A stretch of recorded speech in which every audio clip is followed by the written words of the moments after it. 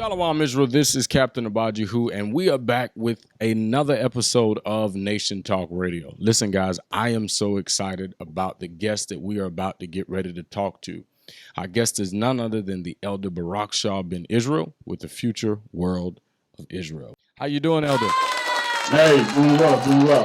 Thank you for having me. All praises. We're honored to have you, man. We're honored to have you. We, think about people they interview, and this is an opportunity for us to really get to just really give you an opportunity to say your piece and speak your mind and say what you want to say, because there's so many things, people can say things for you, but like my mama taught me, it's best to go to the horse's mouth.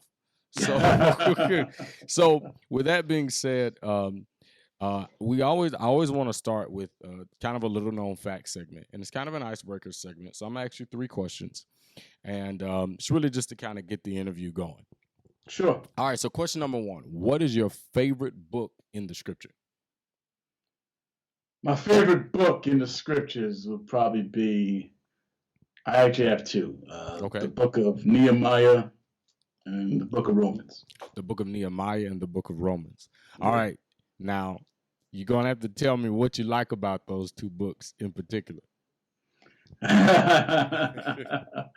Well, in particularly in the book of Nehemiah, just the fact that just to watch, when a lot of times when I'm reading, I'm just envisioning in the history on how Israel's being built, on how Israel has to be, kind of structured, and how, things he had to do. With actually being bold in the faces of Israel during the time of getting a mission done. All right, and obviously during his time, it was him, Zerubbabel, and Ezra. Those are the 3 main prophets, but they had definitely goals that were set, that temple had to be built, the wall had to be built, and they weren't taking no for an answer. Right, okay. Right. Well, I think one of my, as you were talking about the book of Nehemiah, one of my favorite stories in that book is when he's building the wall. Yeah, they come to him and they ask him, "Hey, we need your attention." They're trying to buy time from him to distract him, and he's like, "Listen, I'm so busy doing the work for the Most High, I don't even have time to talk to you." Man, when I tell you that thing, like that thing sticks with me. But it's a very true statement. You could imagine the focus. You could imagine. Listen, he didn't let the nations. All right, he didn't let slothful Israelites. Nobody hinder what was supposed to be done. Okay, right. He understood the significance, excuse me, of the wall. Awesome. All right, now question number 2: what's your favorite movie? My favorite movie.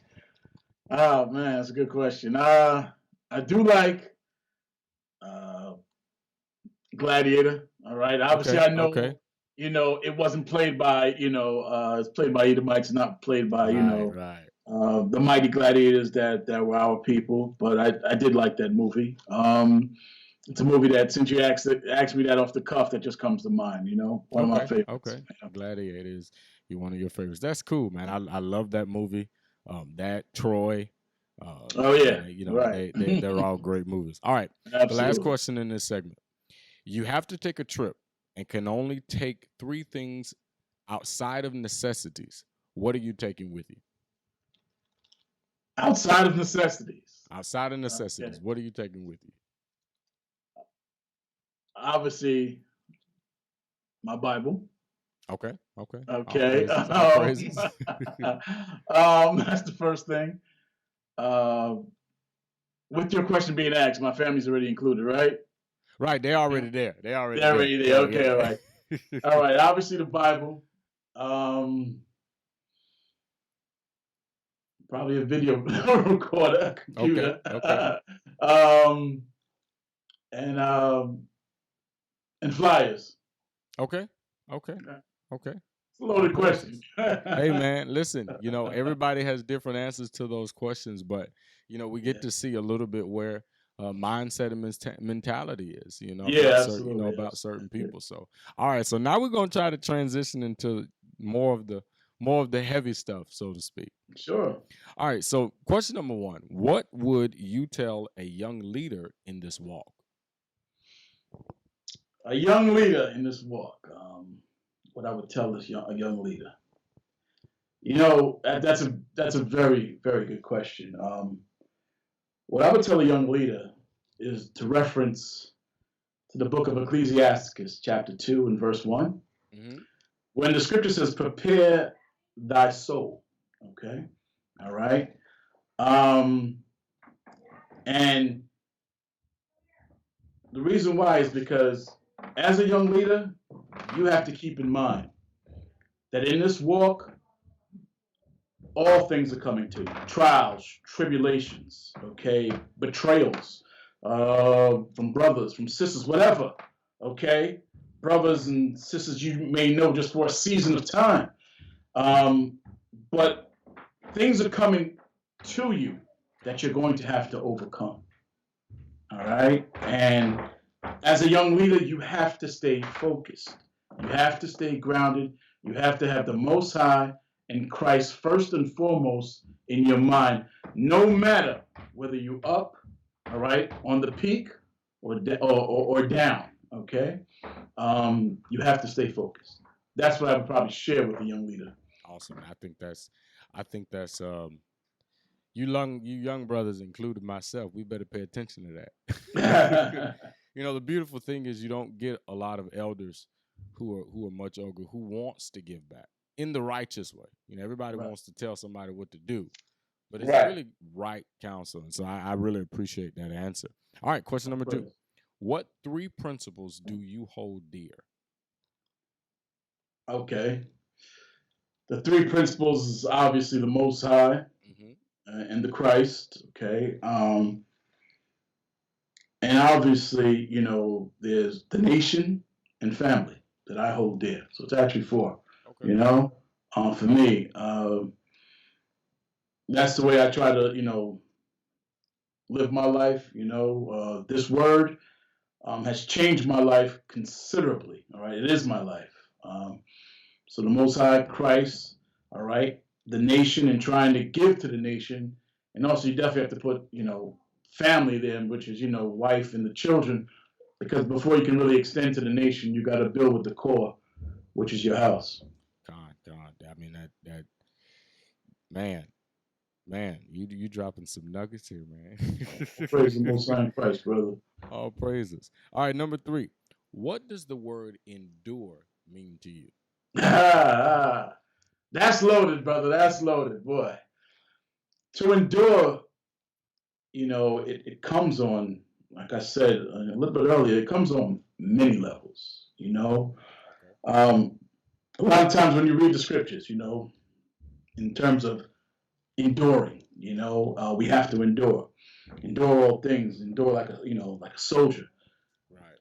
Like I said earlier, in this walk, when this truth comes out, just as a young brother coming in, he may have to face, as he's accepting this truth, the wrath of his family. I'm talking about father and mother, grandmother, grandfather, aunts and uncles, whatever.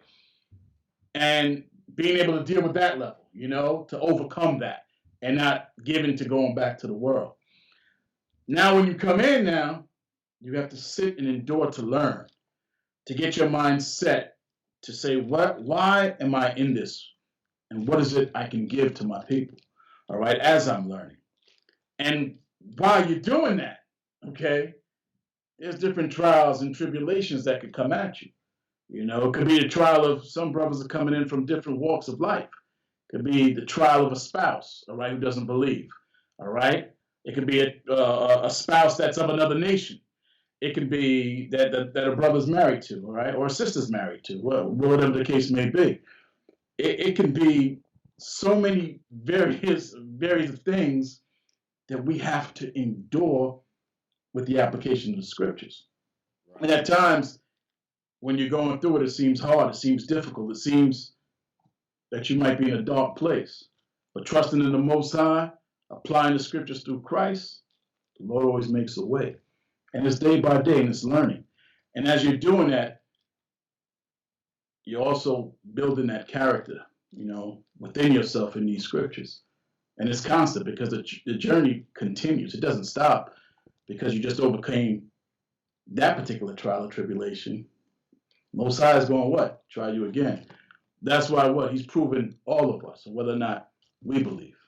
So that's what endure believes, in so many words, actually means to me. It's the constant process, all right, of trusting in the Most High and trying to prepare our spirits, our mindsets for whatever may come our way. Awesome. All praise. Okay, so what are some differences you see in this walk today versus when you first came Again, in? good questions, brother. Good loaded questions. So the first part of the question, ask that one more time. What are the differences that? What are the differences you see in this walk today versus when you first came in? Okay.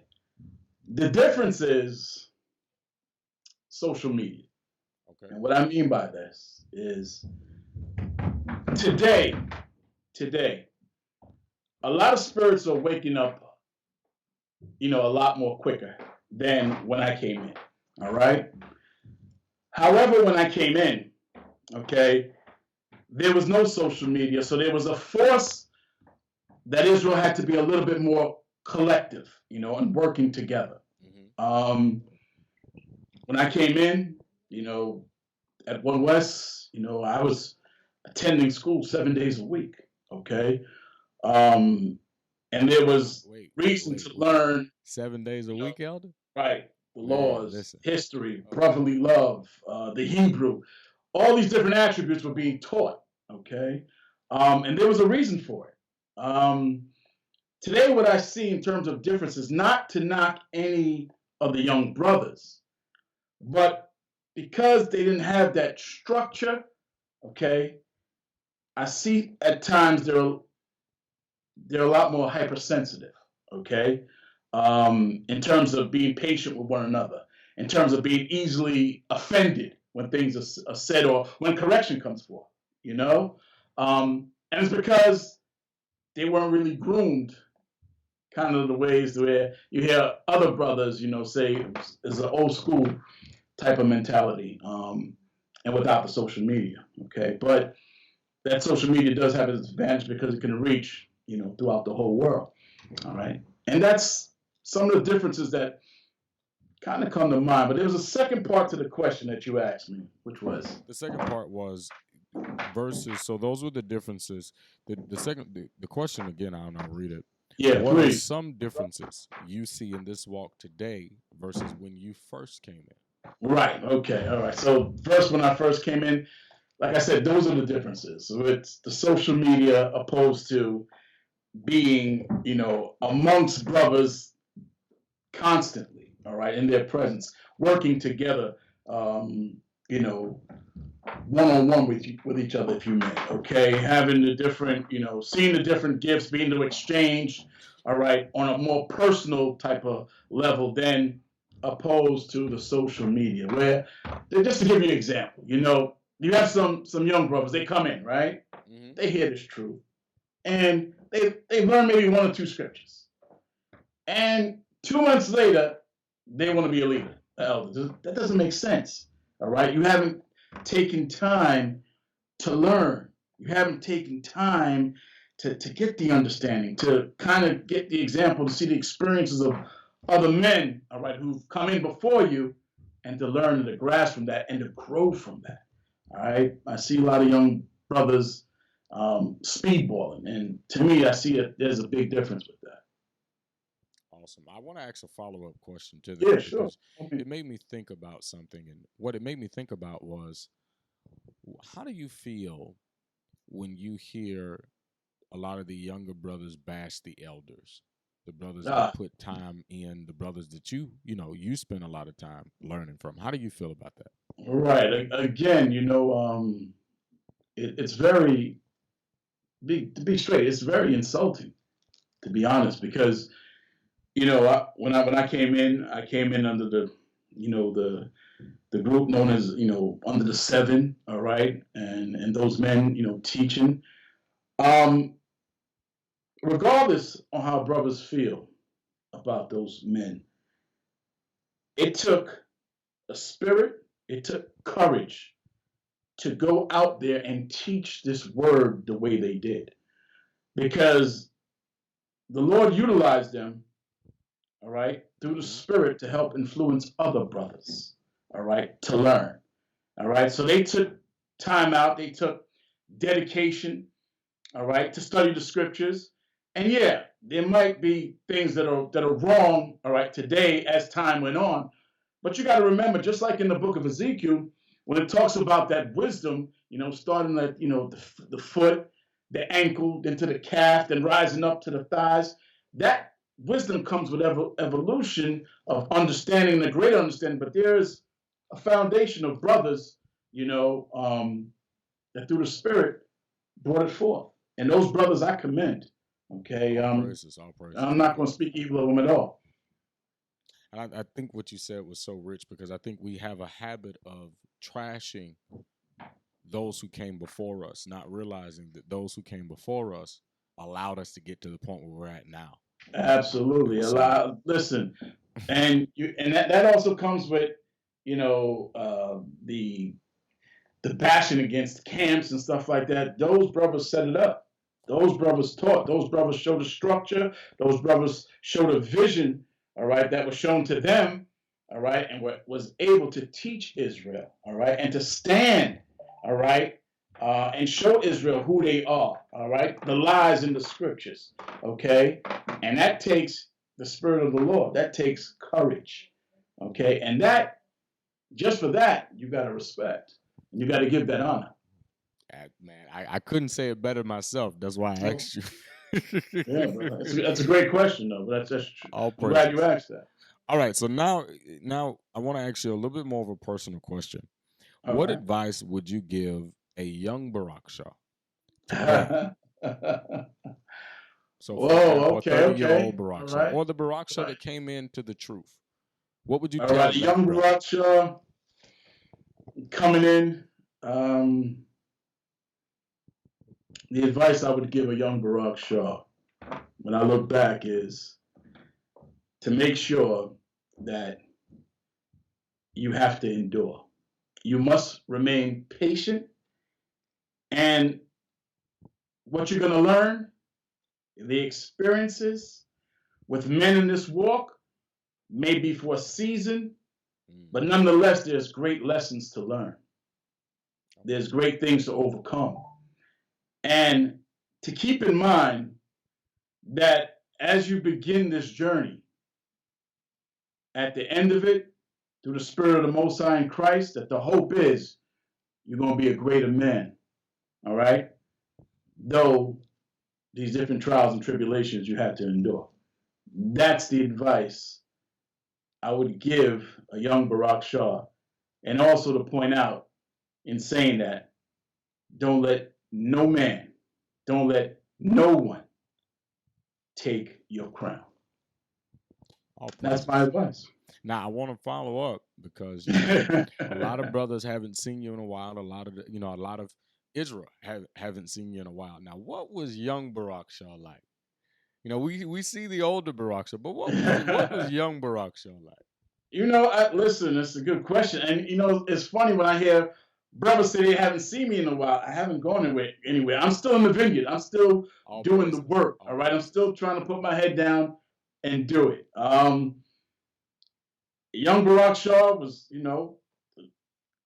filled with a lot of fire and vigor, all right? My mindset always wanted to be to do what I could to help wake Israel up, all right? Whether it be, like I said, involved with camps, all right? Involved with different departments. Like one of the first departments when I came in that I was assigned to was public relations, all right? Where I can communicate to other brothers and sisters in terms of, letting them know the truth via, letters and mailings and things of that nature. But I was probably most known for in the streets, in the camp, where for me that was just a playing field for me, so to speak, where I really, really, adapted to that and loved that, because for me, it's beautiful to see when brothers and sisters, when they're before you and that word's going out, and you can see that switch in them when they wake up.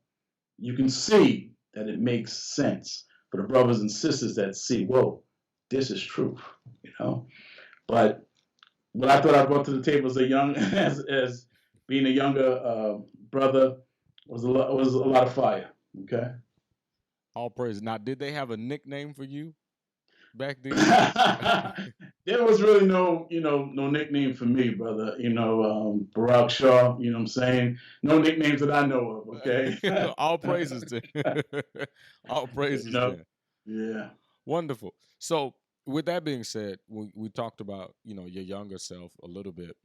Who was an elder that you really, love to hear teach, or perhaps maybe have been your favorite teacher? Right. Well, again, that's loaded too. I think for a lot of brothers, you came across a lot of dynamic speakers, but in terms of me coming in, I love to hear RER teach. He was extremely dynamic. He commanded the crowd. He was very, very affirm in what he was bringing forth in the scriptures, which taught a lot of brothers. All right, and that was definitely his strength. But in terms of my favorite, would probably be Marshall,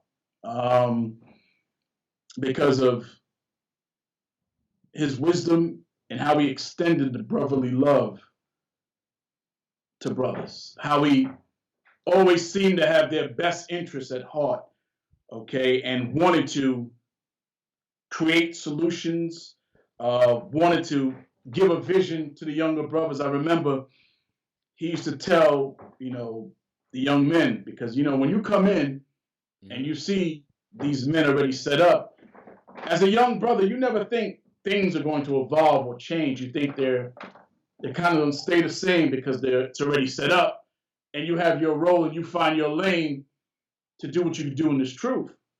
And he used to always tell us, like there was this program that was developed called the Trooper Program, and he would tell us the reason why it was being, instituted and implemented is because you brothers, all right, have jobs to do. You have places to go. You have brothers and sisters to lead, and to hear that and say, wow, there's much more to do. And just being young and not kind of like that hasn't settled with you yet, all right? But a man already saw that. He already knew what we had to do. He already was preparing us, before we even knew that we were actually being prepared for such, Awesome. Now, with that being said, I want to throw two names at you, and I want you to tell me what word describes them best to you. Okay. Aria. A lion. One word? I can only. Yeah. I can tell you. You can only use one word. Yeah. You can only use one lion, word. But I give you the grace to go ahead and say some more. A lion, dynamic, and like I said, commanding. All praises. All praises. Masha. Humble, spiritual, and the love of the people. Awesome. And it's amazing when you talked about, your favorite teachers, and you talked about, the attributes of those brothers. I can see as a younger man, I can see you carrying that, in a sense, those characteristics of that spirit even within yourself. All praises, brother. All praises. It's a beautiful thing because we truly do learn at the feet of our fathers, if that makes sense. Right. Absolutely. I definitely learned quite a bit. I could never say I didn't. Learn quite a bit, and with other brothers in place as well, under them, was able to grow in spirit and truth as well. And the growing doesn't stop. You still grow. As the Bible's a big book. Okay, and I think once you stop growing, then you've kind of told yourself you got it all, and you're crazy to think that you got it all. So it's still a constant journey, but I definitely do give, honor to those men who took that time out to, teach brothers like myself and the other brothers that came even before me. All praises, all praises. All right, so I want to ask you one last question before we go into our next segment. Sure. If we do not enter into the kingdom within the next 5 to 10 years, what goals would you like to see Israel achieve in that time span? That's a good question. The kingdom doesn't happen within the next 5 to 10 years. Okay. I would like to see the nation of Israel be a lot more cohesive with one another. I think there's a lot of division. I know there's a lot of division between Israel, between camps and things of that nature, and the division really lies on bitterness, pettiness, pride, foolishness.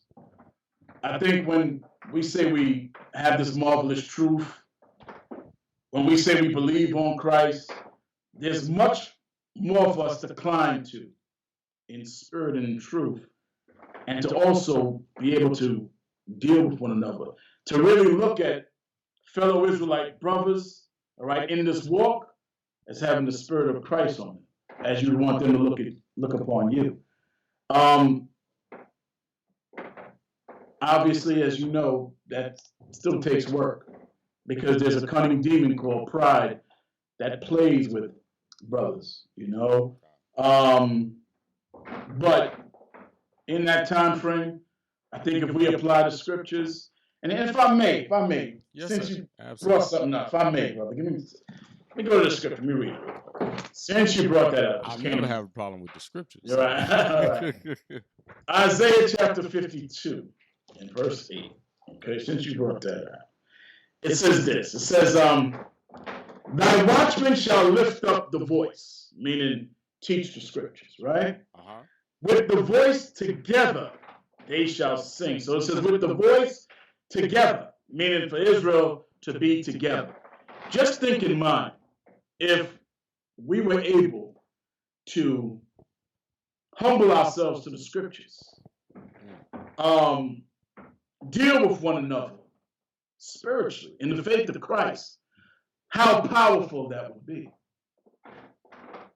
If we didn't have secret agendas, all right, if we could rid the hatred amongst ourselves, you know how powerful this nation would be? But it says, "Thy watchmen shall lift up thy voice." "Thy watchmen shall lift up the voice. With the voice together shall they sing, for they shall see eye to eye." So it's going to happen, okay? The watchmen going to see eye to eye in Christ, okay? But prior to Christ coming, we should strive to be able to see eye to eye in the scriptures, to be able to see eye to eye as a brother and truly executing that brotherly love and how to deal with one another. All right? Awesome. And, unfortunately, you know as well as I know, we're not there. We can get there because we have this word. So that means there's many more layers for us to peel back. All right? We have to just humble ourselves even more. Okay? And that's what I see. Con, all praises. All right, so now we're going to shift into our next segment before we close. But before we go, I want to, you said something earlier and it kind of stuck with me. You said, I ain't dead. I'm still here. So Right. So I wanted you to kind of give the people kind of an update on, kind of what's been going on with you. I mean, I know you have the congregation. So tell me a little bit about your congregation and where they may be able to find you. Right. Well, the congregation, as you know, is Future World of Israel. Okay. There's classes online Friday nights, all right, since it's the summertime, 10 o'clock Eastern, okay, and also Saturday, all right, at 6:30 p.m., okay. You can find me on Facebook, okay, FWOI, or look up under Barakshar Ben Israel. You can find us at YouTube, FWOI, okay, and we're also on Periscope. When these classes are going out, it's on these 3 platforms, and more platforms to come. All right. In addition, all right, fwisrael.org. All right. You can also visit there to ask questions and connect. We have brothers throughout in Dallas and Louisiana and some other various locations that are coming up, and also here in New York. Um, Again, I've been in the vineyard working, all right? And for the brothers that know me, they know I've been working. They know they can tune in, all right, on Facebook, on YouTube, and see that, these classes are still going on. The word is still being taught, all right? And for you brothers that, want to get in touch with me, feel free to reach out, all right? Whether it's on the, Facebook, YouTube, or on the website. Okay, please feel free. All praise. Now listen, I don't want to hear none of y'all say the elder is off in the shadows. Right. I don't want to hear that. Listen, you know what? Listen, I could probably understand that because of me on how I move. You know what I'm saying? I'm not rah all the time. You know what I'm saying? I'm not the brother, seeking to be seen in front of the camera. That's never really been my spirit. But when it's time to do the work, it's time to do the work. And if it's seen, then all praises. But just to let brothers and sisters know, I ain't been on no coffee break. Okay, I've been doing the work. All praises, Elder. I really appreciate the opportunity for you to come, for you to sit down, for you to talk to us. The answers that you've given and the wisdom and the nuggets that you've provided to us today are beyond valuable. But before we go, I have one last thing. I do this all the time. I would like for you, if you could, to give, in a sense, your elevator pitch as to why this truth is the only truth we need. This is the only truth we need, is because there's no other truth out there. You have to ask yourself, all right, there can only be one truth on the planet Earth. And the truth is, all right, that the Most High, the Christ, is only for the nation of Israel, the so-called blacks and so-called Hispanics of Negroid and Indian descent, all right? There could only be one truth, and understand many lies. And the truth is to come back to these scriptures by the keeping of the commandments as the children of Israel, okay, in the faith of Christ. And if I could wrap it up in two scriptures, because a lot of people misrepresent that word truth. All right, I know you gave me a little fraction of time, but two scriptures, brother. Elder, you the guest. You get to go. All right, all right, thank you. All right, I don't want to overstep any time here. But go to the book of Psalms 119. I want Psalms 119 and verse 142. Give me a second. It says, thy righteousness is an everlasting righteousness, and thy law is the truth. So the truth is the commandments of the Bible. However, let's go to John 14, verse 6. It must be coupled. It must be coupled with the Christ.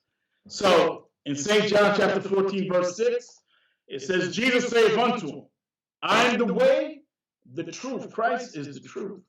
All right? Christ is the word. Christ is our Lord and Savior that only laid down his life for the nation of Israel. So it says, Jesus saith unto him, I am the way, the truth, and the life.